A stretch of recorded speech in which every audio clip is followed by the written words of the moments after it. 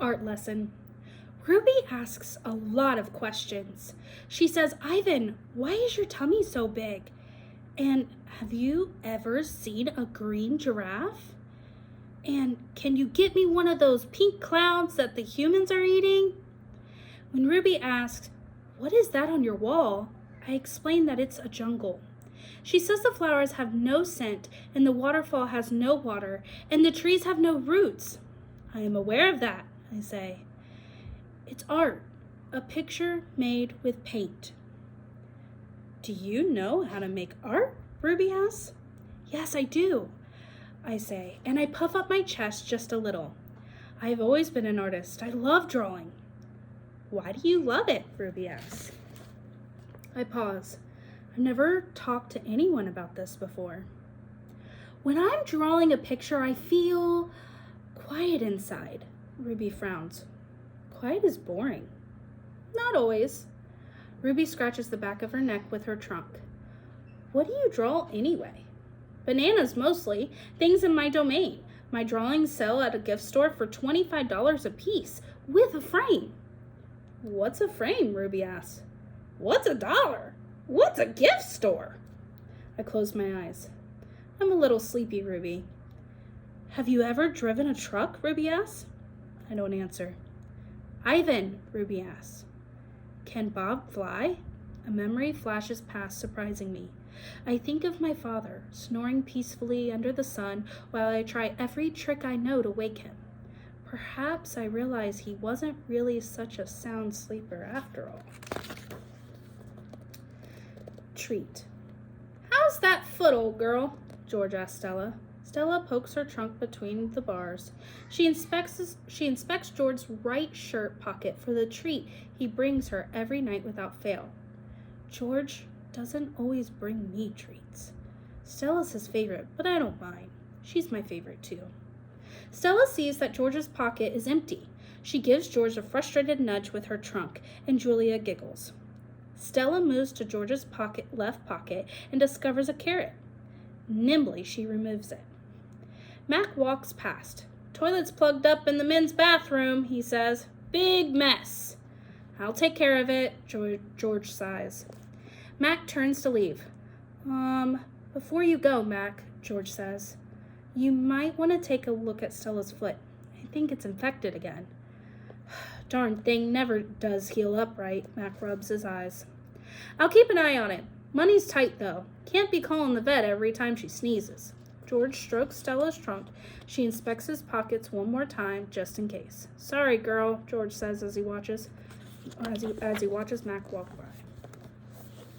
Elephant jokes. Ivan! Bob!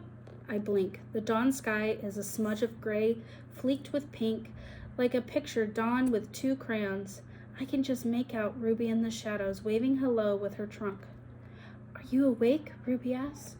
We are now, says Bob. Aunt Stella's still asleep, and I don't want to wake her, because she said her foot was hurting. But I'm really, Ruby pauses for a breath. Really bored. Bob opens one eye. You know what I do when I'm bored? What? Ruby asks eagerly. Bob closes his eye. I sleep. It's a little early, Ruby, I say. I'm used to getting up early. Ruby wraps her trunk around one of the bars on the door. At my old circus, we always got up when it was still dark, and then we had breakfast and we walked in a circle. And then they chained my feet up, and that really hurt. Ruby falls silent. Instantly, Bob is snoring. Ivan, Ruby asks, do you know any jokes? I especially like jokes about elephants. Well, let me see. I heard Mac tell me one. I yawn. How can you tell that an elephant has been in the refrigerator? How? By the footprints in the butter. Ruby doesn't react. I sit up on my elbows, trying not to disturb Bob. Get it? Well, what's a refrigerator? Ruby asks. It's a human thing, a cold box with a door. They put food inside. They put food in the door? Or food in the box? And is it a big box, Ruby asked, or a little box? I can see this is going to take a while, so I sit up all the way. Bob slides off, grumbling. I reach for the pencil the one I snapped in half with my teeth. Here, I say, I'll draw you a picture of one. In the dim light, it takes me a minute to find a piece of the paper Julia gave me. The page is a little damp and has a smear of something orange on it. I think it's from the tangerine. I try my best to make a refrigerator, but the broken pencil is not cooperating, but I do what I can. By the time I'm done, the first streaks of morning sun have appeared in flashy cartoon colors. I hold up my picture for Ruby to see. She studies it intently. Her head turns so that one black eye is trained on my drawing. Wow, you made that? Is this the thing you were telling me about before? Art? Sure is. I can draw all kinds of things. I'm especially good at fruit. Could you draw a banana right now? Ruby asked. Absolutely. I turn the paper over and I sketch. Wow, Ruby says again in an awed voice that I hold up the page. It looks good enough to eat. She makes a happy lilting sound, an elephant laugh. It's like the song of a bird I recall from long ago, a tiny yellow bird with a voice like dancing water. Strange. I'd forgotten all about that bird, how she'd wake me up every morning at dawn when I still curled safely in my mother's nest. It's a good feeling making Ruby laugh, so I draw another picture, and another.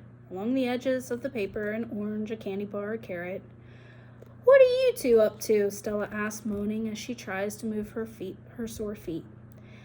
How are you this morning? I ask. Just feeling my age, Stella says. I'm fine. Ivan is making me pictures, Ruby says. And he told me a joke. I really like Ivan, Aunt Stella. Stella winks at me. Me too, she says. Ivan, want to hear my favorite joke? Ruby asks. I heard it from Maggie. She was the one of the giraffes in the old circus. Sure, I say. It goes like this. Ruby clears her throat. What do elephants have that nothing else has? Trunks, I think, but I don't answer because I don't want to ruin Ruby's fun. I don't know, Ruby, I reply. What do elephants have that nothing else has? Baby elephants, Ruby says.